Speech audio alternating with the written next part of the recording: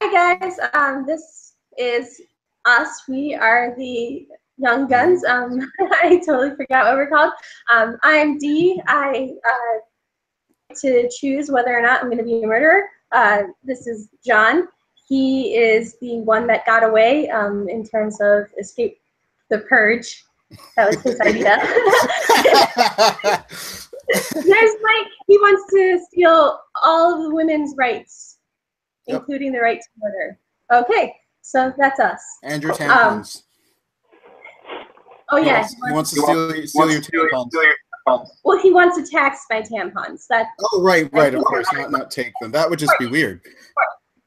Okay, so now that we've gotten tampons out of the way, we are discussing abortion. Mainly, as you can sort of tell, we are against that.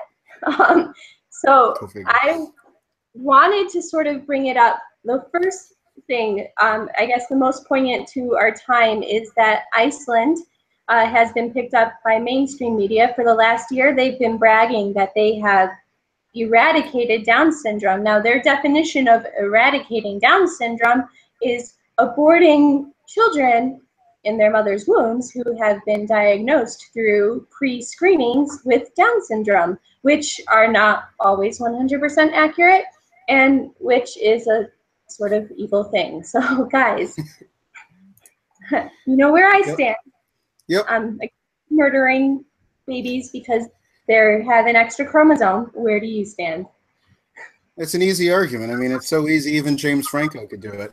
I don't know if you saw that video. I assume you did. You had a list of links. I know that the whole thing with James Franco and that one friend of his, Elliot something, with this one lady who defends abortion. Her whole argument made no sense, and you could just see him just trying the wheels in his head, trying to turn and just grinding to a halt because it made less sense as she went, and it was just hilarious. But I mean, there is no good argument for it. That's the thing, is I think the left wants a patina of nobility on abortion, and they can't get one because there isn't one. It can't let it go of the fact that you want to kill your own young for convenience.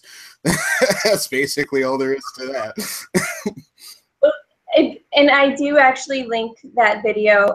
It is, guys, if anyone is watching us, please be watching us. It is in the description. A whole bunch of sources for you. I do have the James Franco link in there. The whole discussion, basically they were asking her about an early term abortion and if it should be okay. And she just, as John points out, she literally just goes in circles that make sense. Basically, her argument is that if you want the baby, then it's a person. And if you don't want the baby, then it's not a person and therefore doesn't have rights. So and this is sort of an argument that I see on Twitter a lot too. Basically, whenever people are celebrating a celebrity being pregnant, they're like, oh my gosh, Beyonce's having a baby. And then you'll see all of the conservative snarksters go, oh, don't you mean fetus? Because, it's not a baby yet. So that's great. And I think we lost Mike. Oh, that's terrible. But well, it's okay. He'll come back, I think. I don't know if he lost his internet or not, but anyway. He'll get back. I'm sure he will. I believe in him. Right. Yeah, see, there he goes. And see, like I said, I've always said the left thrives on a need to feel morally superior. So that being the case, on the one hand, they want to be morally superior. On the other hand, they want no responsibility for anything. Personal responsibility is evil. It's a terrible, terrible thing. How dare you ask people to be responsible for anything they do? And you can't, those two things don't go together. You can't say no responsibility, no one should have responsibility for their own children. At the same time, we're morally superior, we're better than you. Also, we don't care if children have no parents, it's or die, But that sort of brings me to one of the arguments that the left sort of brings up all the time, which is absolutely infuriating, was you only care about the baby until it's born, and then you don't want to pay for it. those are very disingenuous arguments. For one, it's two separate issues. One is, do babies have the right to be safe and to be born and basically have the same chance at life that we are all literally given once we're born? And then the second issue is, like, I mean, yeah, it sucks that there are poor people, but using abortion as a terms of population control to get rid of poor people is a morally repugnant argument that really, it doesn't help that you make that argument, because it just sort of outs you as an asshole. Right. In my opinion.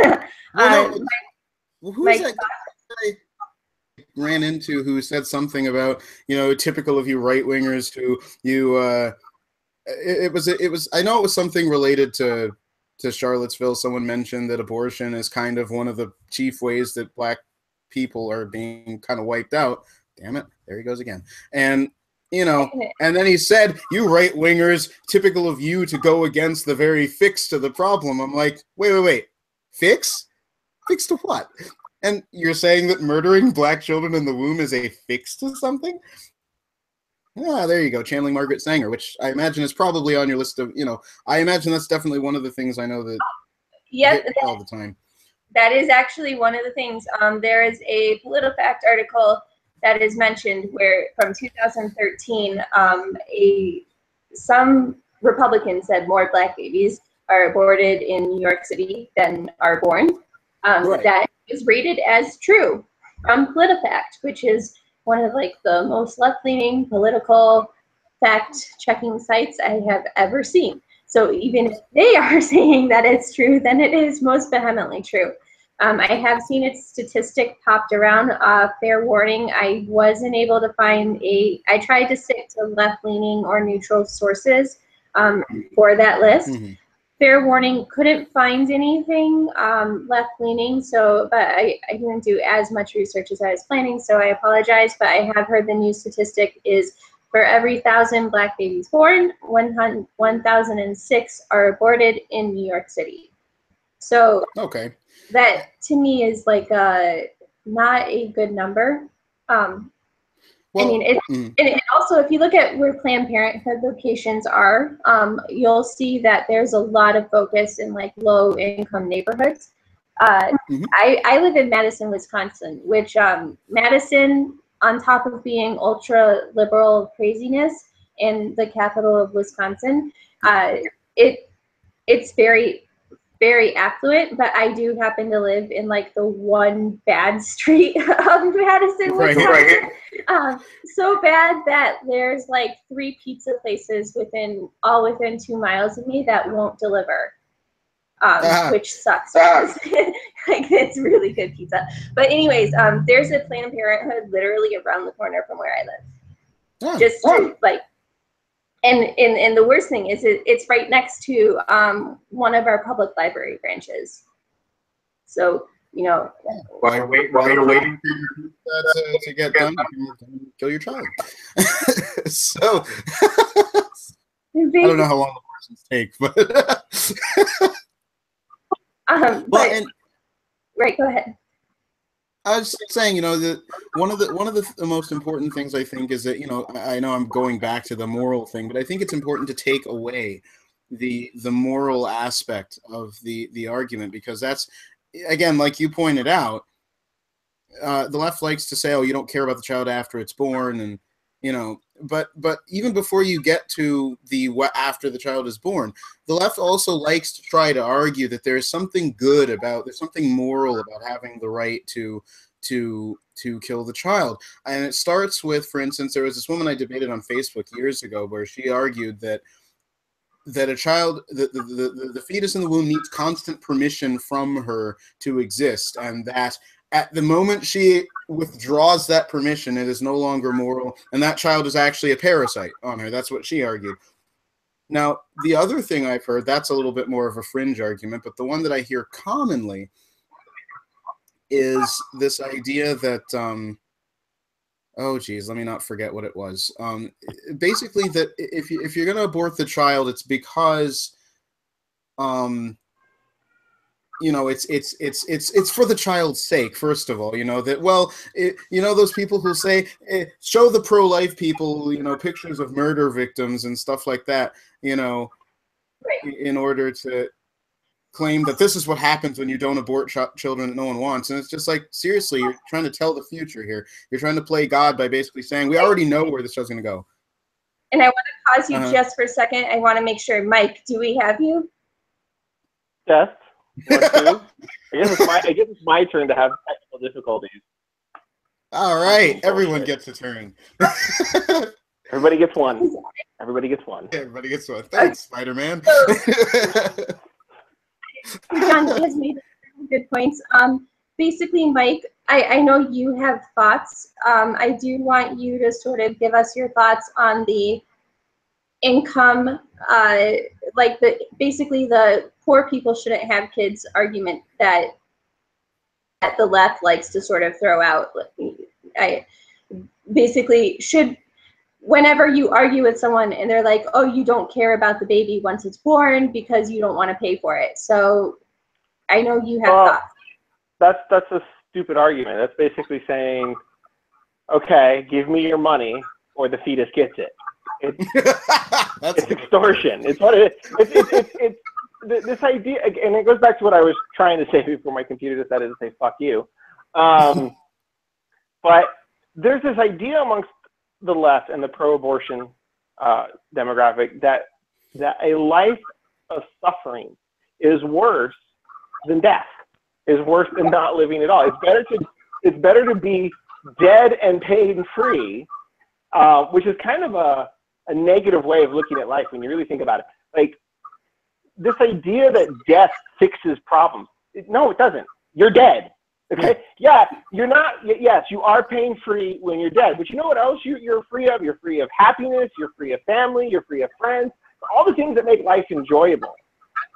You don't get to enjoy because you're dead. And this argument that because your life might be somewhat less enjoyable than someone else's because of poverty, because of being crippled, because you are, you know, you're too tall or too big, or you have too many chromosomes, that's a stupid argument. You know, you don't get to make that decision. And so this idea that, oh, well, you know, if you're not going to pay for these people, you should just kill them. Well, that kind of tells you what the left thinks about the poor, too. Well, and another thing, too, is you're sort of deciding everyone's, you're sort of deciding, like, how other people are in terms of judging their happiness and everything. And you don't really know that. Like, it's not for you. It's like, I like video games, right? That's my vice, okay? Me saying, well, you'll never be able to, it'd be like if I said, you'll never be able to afford a PlayStation in your life, never be able to afford a computer in your life, so your life's going to suck. So let's just, you know, kill you now and get it over with. Like, it's not worth it. If you can't play video games, life isn't worth living. It's like, if you can't have a happy, what people would consider statistically normal, a happy, normal life, it's like life suddenly isn't worth it. It's like, okay, guys, life is worth living in spite of suffering. In fact, some might argue that life is worth living because of suffering. It's the suffering that gives life meaning. It's the suffering and the pain and the trials and the tribulations that make the good moments that much more enjoyable. When you don't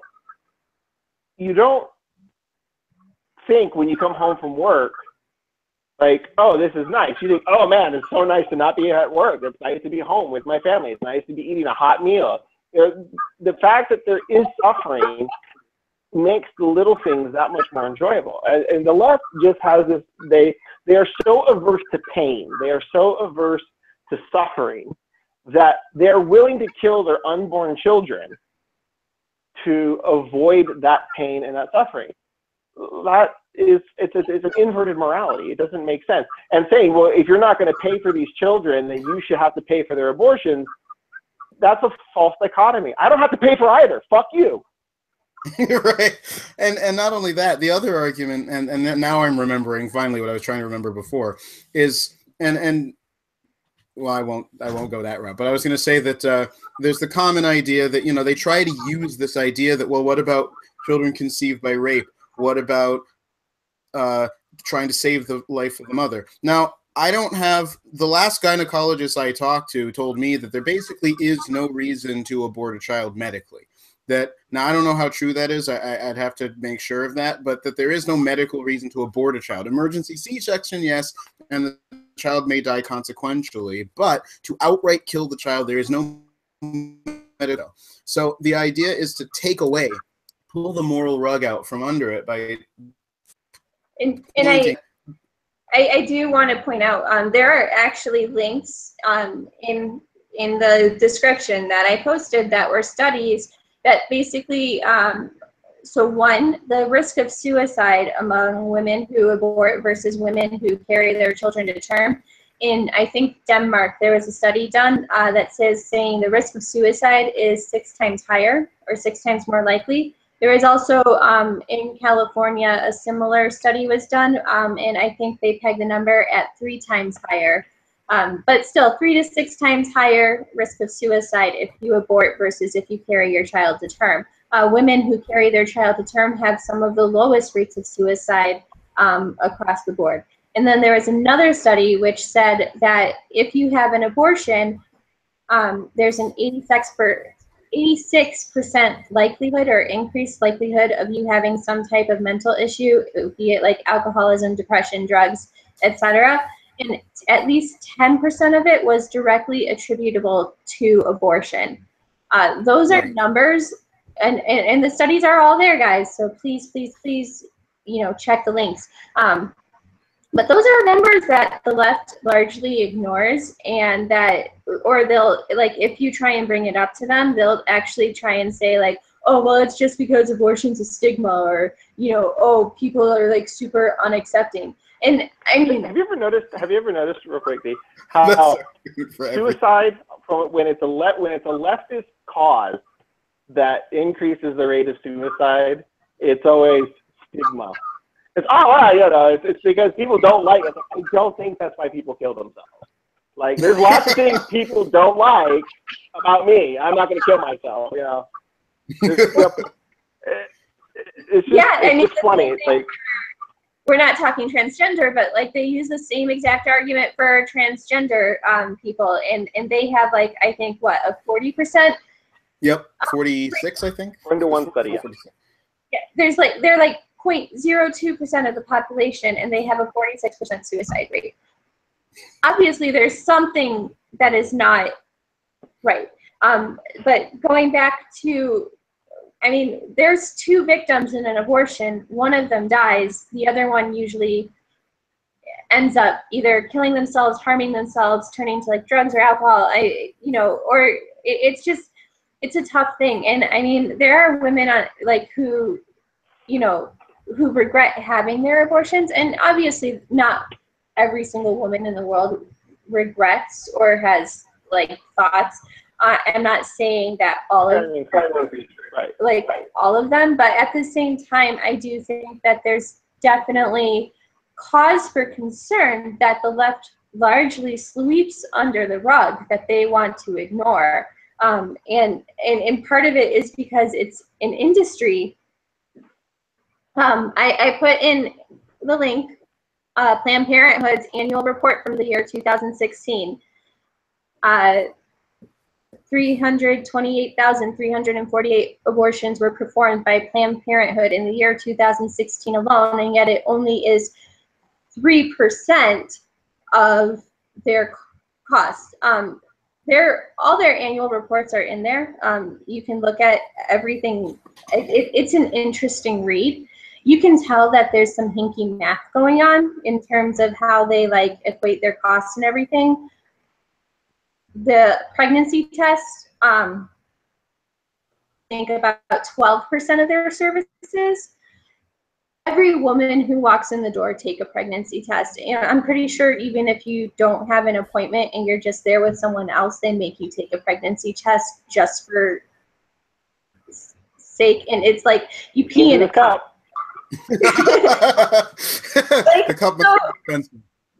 So I mean, a $12 pregnancy test that you could probably get a store that they probably get on bulk or sale or whatever because they buy it in bulk, versus an abortion that's like what, $1,000, or I think the number right now is like $1,500, and they're equating like the pregnancy test is a sole separate service that they offer versus an abortion.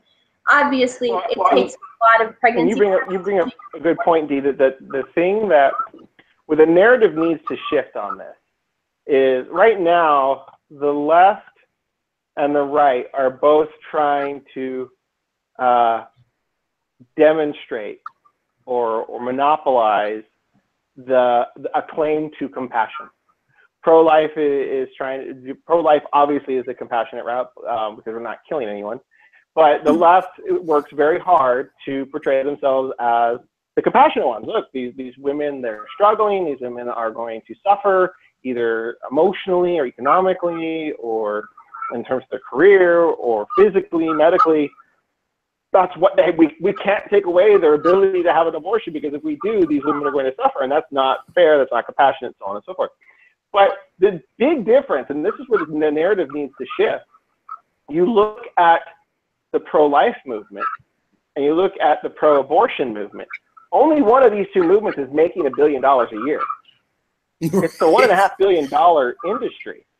So, and it's not, we're not making any money off of this. This isn't right. something, we don't get paid by the baby. That would be nice. It would be nice if we got paid by the baby. I'd have my wife popping out babies left and right. Well, that's not how it works. They get paid by baby part. That's important to I don't see to that point, D, I don't even think that's in the calculation. I think when you look up like what's the Uh-oh. Did we lose Mike? Did we lose him? I think we lost Mike, guys. I don't know, he froze. One of us. Well, industry work. Oh, Mike? Yeah, I think we lost one of us most of that.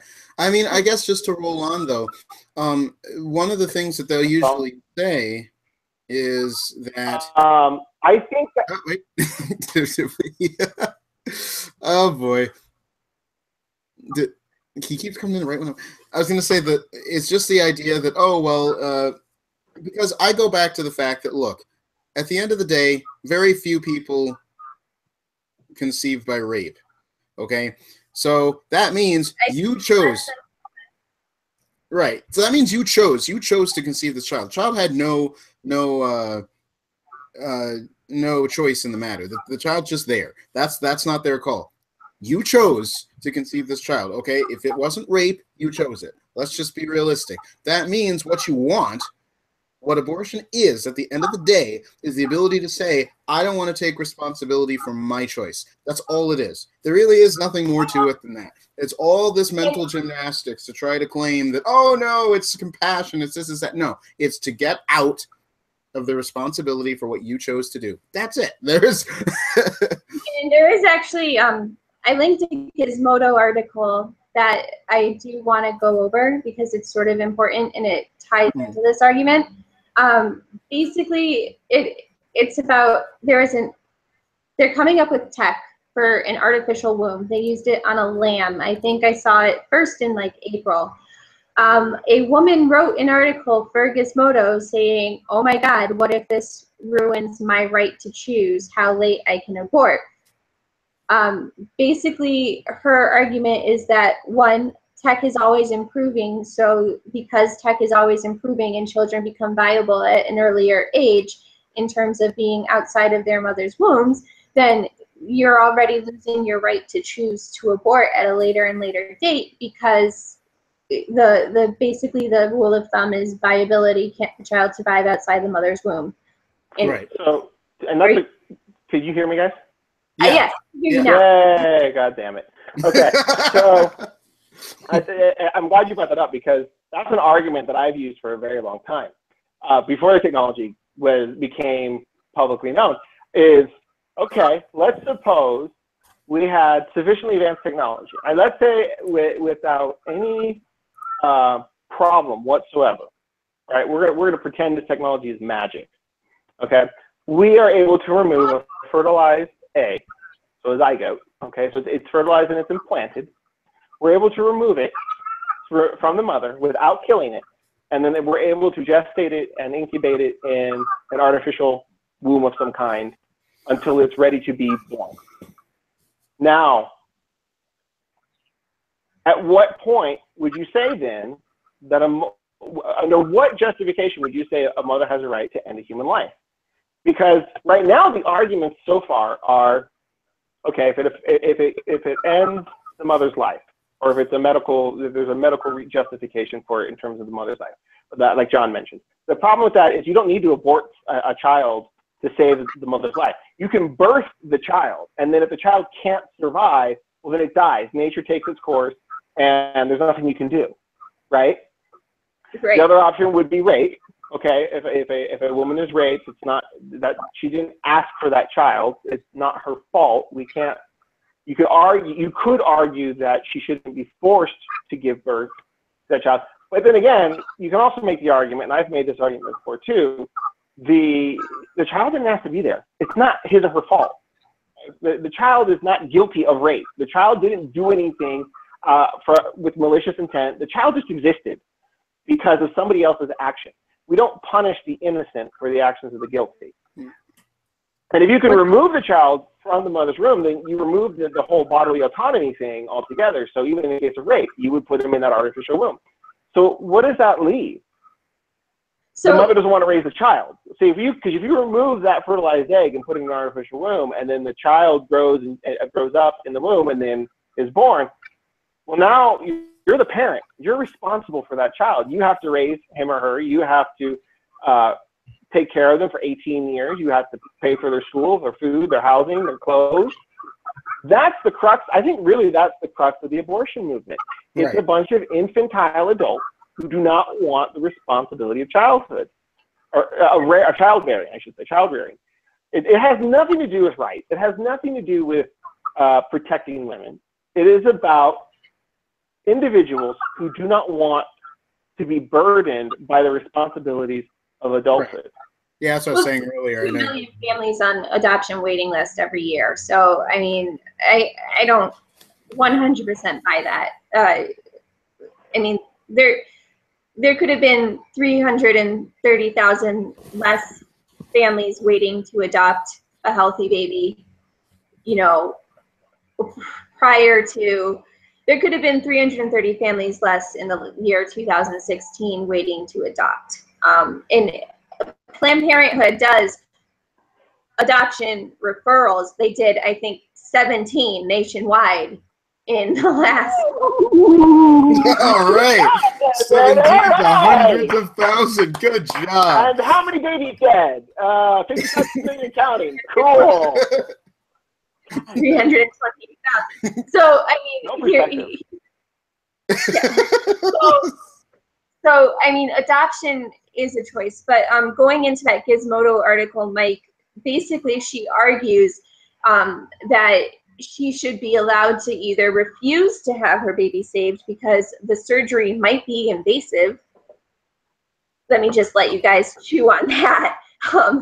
Yeah, but, you know, like, I'm sorry, an invasive surgery of scraping a living, breathing human out of your uterus is completely fine, but putting someone into an artificial womb who can then be adopted, no, that's. So here, I want to tackle that real quick, because here's where that argument's coming from. What she is arguing is the notion of bodily autonomy. If I'm a woman, it's my body, and the child is allegedly an invader. I brought the child into my body, and I don't want it there, so I should be allowed to remove it. Here's the problem with that argument. A good analogy to that would be like self-defense laws, where if I invited you into my home and then told you to leave, and then as you were leaving, I shot you, and then I claimed self-defense, and I said, oh, well, castle doctrine, he was in my house, I didn't want him.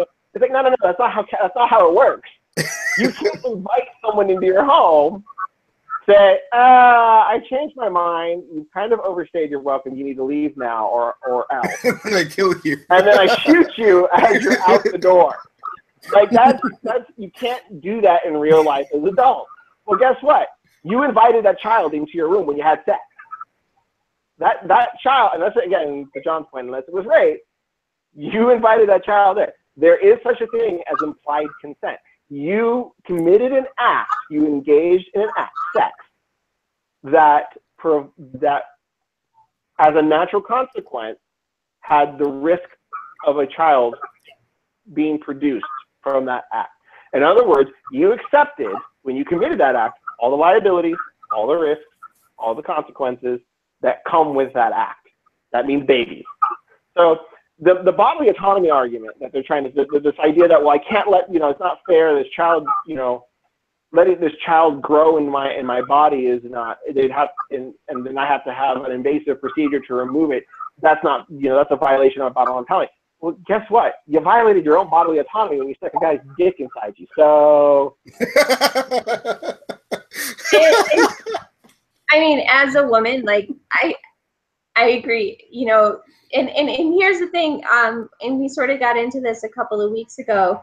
You can change your mind or tell a guy not to sleep with you if he doesn't do something. And one of those things is if he refuses to wear a condom, and is like, oh no, it doesn't feel right or whatever, like you can say, well, no, we're not having sex, and shut the doors. Yeah, you know what else doesn't feel right? Having a child when I don't want to. I'm just saying. I'm just saying. Exactly. It's what is that? Again, No glove, no love. That rolls back to responsibility. It's your responsibility as an adult to take measures to not get pregnant prior to being in a stable, loving relationship, preferably marriage. Marriage is a great institution. If it's done properly, it's a great institution for providing men and women with stable environments where they can provide for each other and the children they raise. Again, we don't live in an ideal world. People, make mistakes. People do dumb things. You make the best of that situation. But you don't deny responsibility for your fuck-ups. If you screw up, if you don't do the thing that gives you the best option, you take responsibility and say, okay, well, I'm going to do the next best thing. The next best thing is not murder. It's not killing babies, okay? That's never the next best thing. If it is, you have to have gone down a very long list. There is a very long list of next best things before we get to kill child. Before you get to cutting off its head or burning it with saline or birthing it prematurely so that it dies. There are like a whole range of next best thing. Mm. Well, and I actually one of the other videos that is linked in the YouTube is a speech from Gianna Jessen speaking before Congress. If you guys don't know who she is, number one, follow her on Twitter. She's one of the most positive Twitter accounts that y'all can follow. She is an abortion survivor. She was. Oh, I know her. Okay, yeah, go on. Yeah, she was burned with saline in her mother's womb. And she survived because she was still alive as she was taken out. And the abortionist hadn't arrived yet. So the nurse took pity, took her to the hospital, and now she's alive. And she's one of a very, very big pro-life activist. Hearing her talk about basically she's like, what about my choice? Like, you guys all talk about the mother's right to choice and everything. What about my choice? Hearing her talk, I highly suggest everyone who's listening, make that the first video that you watch after you watch this. It's just, I don't really know how you can not be pro-life after listening to her. Powerful speaker, and it's a very, very important speech. I think one of my people that I follow on Twitter also has it linked to their Twitter page. So after we're done here, because I'm horrible at multitasking, I will go to her page and retweet it out so that everyone can go see it. It's very, very, it's very powerful. It's very important. And I think listening to her, I mean, she literally survived being aborted. Yeah. And I think that, speaking of, for one thing, friends on Twitter, I won't name her because I don't know whether or not we can, but this is another way to keep in mind that the left is very disingenuous about its reasons for being pro-abortion, because whenever again, I may as well tie it in. It's just like feminism is very disingenuous about what it's about. Why? Because it feels guilt. If they had an abortion, they feel guilty. The left castigates them for it. They absolutely, you're not supposed to feel guilty. You're supposed to be proud of it. They want everyone to be proud that you've had an abortion. And how dare you feel guilty? And they will take it out of any woman's hide when that woman is guilty for doing this. And we know someone, you remember, who came and said that conservatives offered far more compassion, far more love for this person. Yes, we acknowledged. The irony being that the left seems to think that you only are compassionate if you don't believe that somebody did something wrong. Conservatives were quick to tell her wrong with your doing that abortion, but it should not define the rest of your life. It doesn't mean that you have to just be earmarked an evil person forever. You move past it. You repent. We understand that you're guilty for it, and that's okay. You move past it. You've really restored your life, and that kind of thing. So the left is disingenuous because it claims to be compassionate as long as you're not guilty about what they say you should be proud of. The minute you say you're not proud, then they hate you. Then they want to cut you down. So again, they're totally disingenuous about this sort of thing. And to that point, John, I actually wrote about that a while back. The problem isn't that they're not tolerant. They like to make themselves out to be the tolerant left. Here's the thing about tolerance. Tolerance is, I don't like something about you. I don't like something you do. I don't like something about you. Personality, right? But I stuck with it. That's what civilized people do, right? Yeah. Right. Sorry, cut out of the left doesn't say, okay, let's tolerate things we don't like. The left doesn't say, okay, if you don't like homosexuality, we get it, but you got to put up with it because what's the alternative? You can't gay bash. That's what tolerance looks like. Tolerance does not say, gay pride. Tolerance says, look, I have reasons for opposing same-sex unions. They may not be rational to you. They may not be logical to you, but I have them. But I understand, too, that you're a human being, that we're all children of God, that I should love you, and that, to reconcile those two things, I'm just going to put up with the behavior that I don't agree with. Same with abortion. It's tolerance. If you wanted us to really tolerate abortion, you would say the same thing. It's like, look, I have reasons for not liking abortion. They may seem irrational to you. I can actually create some very good rational reasons to not like abortion, but okay. But they may not seem rational to you, and that's fine. You have to tolerate me, supposedly rational view. I have to tolerate the fact that you like to, kill unborn children. That's what tolerance looks like. What the left does is the opposite of tolerance. They endorse and encourage bad behavior, and they do that to spite people who have certain views. And in my experience, it's not about rights. It's not about tolerance. It is about undermining key pillars of civilization. If you can destroy the family, if you can destroy education, if you can destroy all the institutions that make Western civilization civilized, well, then you don't have to have the barbarians at the gate. The barbarians are already inside. The barbarians are us. When we cease to be civilized, when we cease to have strong families, when we cease to be religiously inquisitive, when we cease to be intellectually inquisitive, then we become the barbarian. There's no need for Attila the Hun to come and sack Rome when we'll just take it down in an angry Ferguson riot in a day. Yes, we went there. Yes, we went there. We'll always go there. Why? Also because fuck you, that's why. I also might add, you evil white bigot, when you were talking about babies in the womb, you said him or her. Excuse me, what about Zer? Huh? Come on. You bigot. You bigot. How dare you perpetuate the gender binary?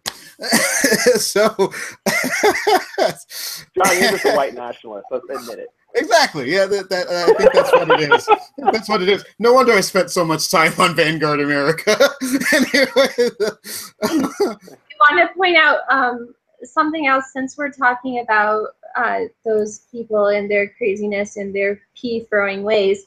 The people that they're protesting the most, the alt-right, they're also pro-abortion.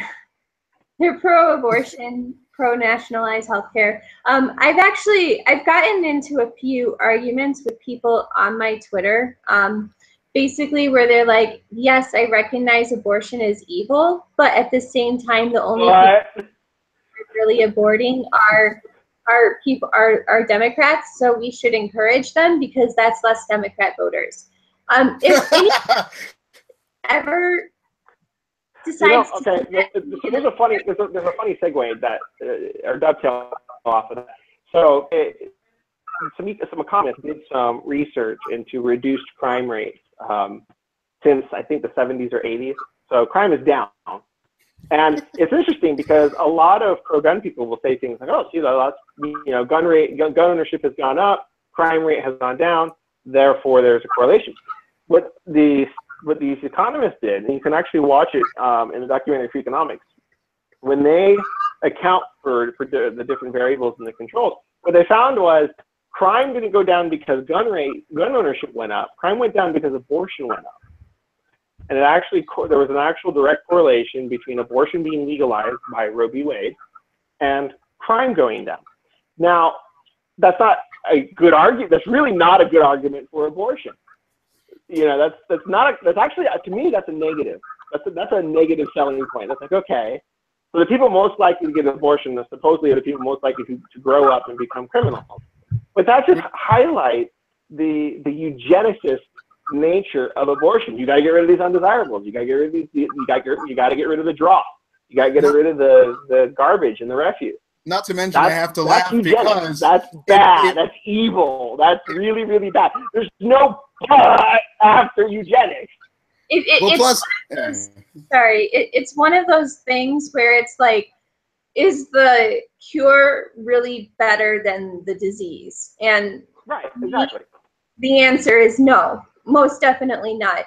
If crime if crime has gone down, then all it means is what it means is that people are not being taught or raised right.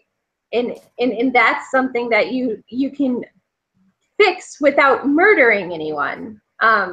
So, and I just want to point out, if anyone ever tweets at me about we should let them do it because it thins the left's ranks, you're gonna get a block or muted right away. Say that again. If anyone tweets you what? If anyone tweets at me that we should allow abortion because it thins the left's ranks, you're going to get muted or blocked right away. That's kind of evil. Like, that's evil in and of itself. That's like the whole, well, it's evil, but yeah, you're fucking evil if that's your argument. I'm sorry, bud. What you just said, Mike, about okay. Go ahead, John. Go ahead. I was just going to say what you just said about it is a terrible argument to argue that abortion lowers crime. But is it funny that the same people who will say that are the same people that if you say we're poor are more inclined to commit crime, they will throw an absolute hissy fit. They'll cry bloody murder. How dare you say that? Poverty doesn't cause crime. Also, abortion lowers crime because we got rid of poor people. Really? That's interesting. Which one is it? That's the left-wing purge. They don't like it if you purge people with guns, but if you purge people with saline and needles, it's okay. And that's the danger of the alt-right argument that you mentioned. That's a great way to highlight just why we don't want to live in a society that condones eliminating certain quote-unquote undesirables. You can adapt that poem. It's as cliche as, and I'm sure this is Godwin's law here, but they came for the unborn, they said nothing because I was already born. But when they came, and then they came for the leftist, I said nothing because I wasn't a leftist. But when they came for me, there was no one left. I don't want to live in a society where the powerful can decide who lives or dies based on their convenience, based on what makes their life easier. Because I guarantee you, I don't make people's life easy. So I'm the first on the list. I'm first on those lists. When they start drawing, okay, who goes to the gulag? Oh, okay, Mike. Yeah, he's gone. Yeah, good. He's good. We're going to kill him. I'd come after you. I mean, it's the same reason why we don't live in a society that endorses slavery. You can justify slavery, like the South did through racial things. But the reality is we all know at least subconsciously, we know intuitively that there's no difference between black and white. So, if you can justify enslaving a black man, at some point you'll reach that point in society where, white slaves, they had it coming too. There's nothing wrong with white slaves. So you're going to have, if you allow slavery of one group, you're going to enslave the other group eventually. If you allow abortion of one group, you're going to start aborting individuals later. And we're actually seeing that. We have medical ethicists now that are basically endorsing post-birth abortions, which there was a time where we just call that infanticide. Example. Right. And Peter Singer, I included two links for my YouTube. One from Peter Singer, he's been arguing for post-birth abortions for the last, I think, 10 or 20 years. And he is a philosopher and an ethicist, or he teaches like philosophical ethics or something. So that's what Princeton calls it. Yes. And then I also included, I think, just recently there was a Chicago professor who said the same thing on his blog. Basically, you should be allowed to have post-birth abortions, and the thing is, both of them argue like if the child is disabled and it wasn't caught pre-screening, if the mother doesn't want to have the child anymore, like if she tried motherhood out and it just didn't work.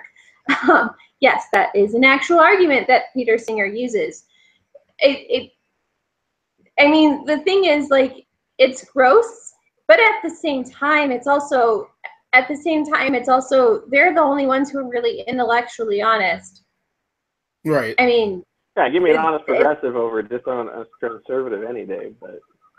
Not only that, but I was going to say, if you want something else Peter Singer argues, he also argues you should be able to conceive a child just to harvest parts from it. So, yeah.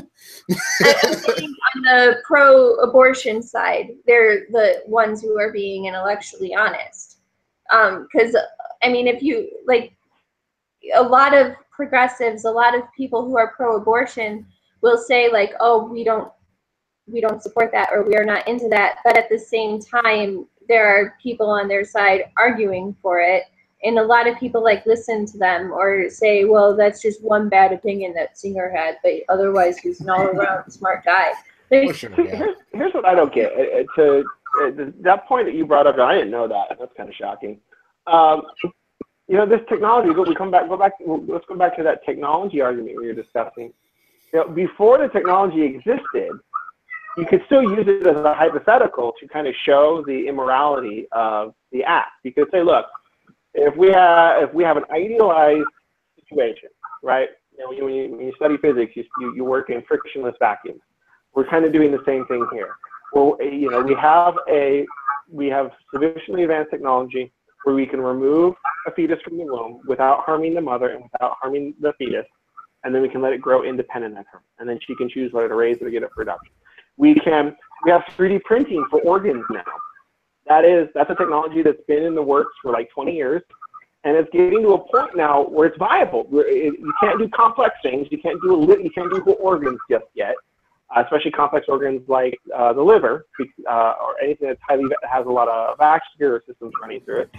But you can do 3D printing of skin for skin grafts. You can do 3D printing of blood vessels if you need like a stent, or if you want to do an actual stent. You can do all kinds of cool. I mean, the technology is amazing. What you would see 20, 30 years ago if you tried to use these arguments, or even as early as 10, 15 years ago when the technology really wasn't well known, is, oh, well, that's a stupid argument. That technology doesn't exist. That's a stupid argument. Okay, well, now the technology exists. So is it a stupid argument now? Can we talk about this now? Can we have this conversation? Because it really does matter. It really can. I mean, why would you justify having a child, giving birth to a child so that you basically make your womb a chop shop? Why would you justify that if we can just take a tissue sample from you and then duplicate it in a 3D printer? Why do we need to do that? What's the advantage to us as a society? I could understand the argument. I could understand his argument 100 years ago, 150 years ago, 200 years ago. I wouldn't agree with it. I still find it morally reprehensible and repugnant. But I would understand the logic behind it. You're like, okay, the mother is dying. She needs a kidney. She give birth to a child and take your child's kidney. I think that's barbaric. I think that's repugnant. 200 years ago, that argument would never come up because apparently people were actually fucking enlightened back then. But if somebody had thought that up, you'd be like, okay, that's repugnant, but I kind of see where you're coming from, you fucking evil monsters. But today, it doesn't make sense. There's no advantage to us as a society. That destroys us. That destroys our psyche. That, you know, whatever you want to call it, our spirit, our soul, our being. You can't go down that path, especially if you have viable substitutes that don't require you to end a human life. You can't go down that path without destroying yourself spiritually or emotionally. Right. And another thing too that I just sort of want to bring up, so that I can try and hit all of the sources that I posted. One of the things that the left likes to argue against is science and technology. There is an article from the Washington Post that I think came out in, I want to say, January, it ended up having six retractions or edits that were made after it was published. But basically, it was a person on the left, on the pro-abort side, who was arguing that the ultrasound technology that was made is a way to stop abortions. Basically, she was arguing that because people saw ultrasounds once that technology became available, and they saw their child. They thought it was an actual human being that actually looks like a baby and not like a little clump of cells. Right. Clearly, ultrasounds are invented by the That's so amazing. Who would have thought that would happen? So I mean, if you read the article, it's insane. I mean, she's basically spends the entire time complaining about it, and then if you go and read the entire paragraph of retractions at the bottom in italicized print, it says, this article originally said that there appears to be a heartbeat at 6 weeks. Now we know that heartbeats are developed, so there is a heartbeat. She also confused Kasich and Pence for each other, which part of it is like she didn't even do the requisite research, that she confused two then governors of two completely different states, Ohio and Indiana. So, I mean, like, the left loves science until they hate science. Yep. Exactly that. I think the word for that is dogma. Yeah. Right. So like, anytime there's some type of science or technological advance or something that, anytime there's some type of science or technological advance that makes their point not good anymore, they complain that it's a tool of the patriarchy meant to. Right. Yeah. So it was just insane to me. I remember reading that article and watching the retractions go by in live time. Like literally every hour or every 2 hours, they were issuing another correction. And the fact that like it's still up on their site and it hasn't been pulled is a little bit amazing to me. But I want everyone, go if you can and bookmark that and keep it. Just keep it. Or like just save the page. Right. Save it. I mean, and again, guys, I want listeners. I went and I posted up a lot of those links and everything. I want you guys to sort of see it for yourself. I'm pretty sure we hit everything that I posted on there. Definitely listen to the Gianna Jensen one, the original link for that philosophy time with James Franco, who is super adorable, by the way. And I'm sort of like, I don't know if he's personally pro-life or not. All right. Seeing his, oh stop, seeing his face is pretty. That would be something more going for him than his looks. Look at the studies, look at those articles. I think there's only one right-leaning article in there. I did that on purpose. I wanted to sort of use left-leaning or neutral articles to sort of showcase my points.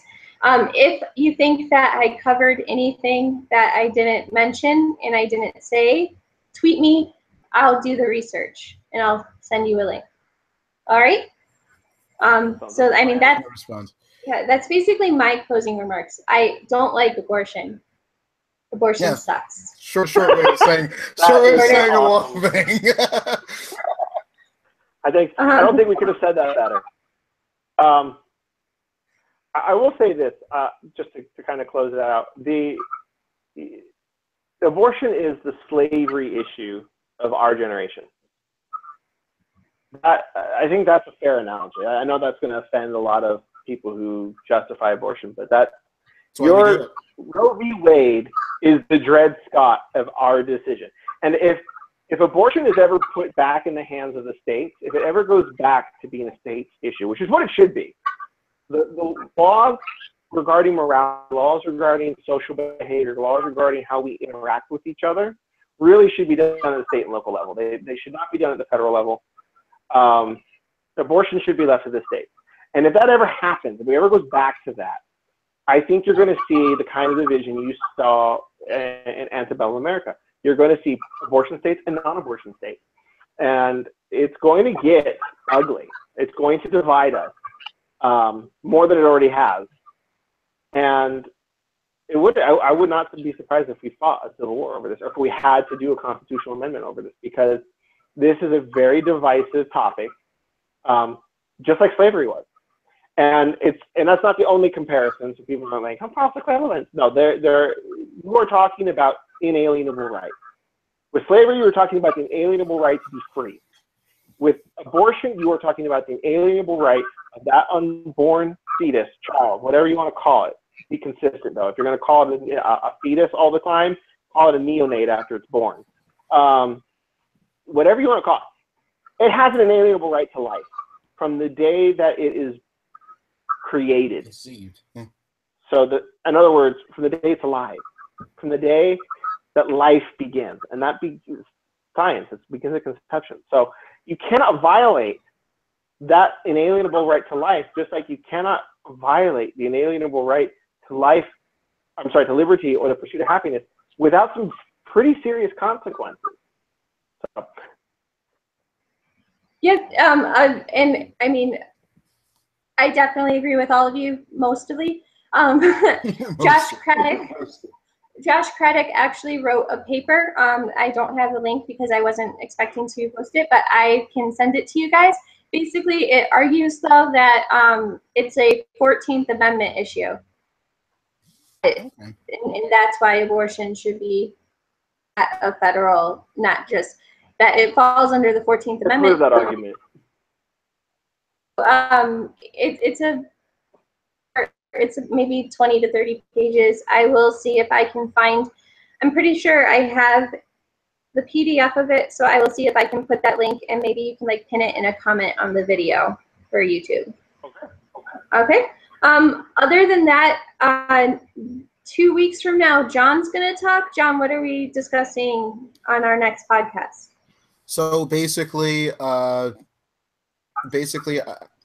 think I want to get at really the roots of racial strife in the country, but also just ways that we can kind of reach out and see, especially minorities who tend to, that are voting Democrat these days, why it actually is not in their interest to do so, and why conservatives actually are people who have their best interests at heart.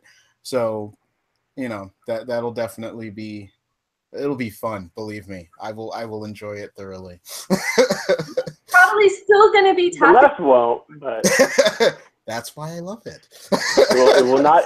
This will not end quickly, and you will not enjoy it. It'll be painful. And so. All right.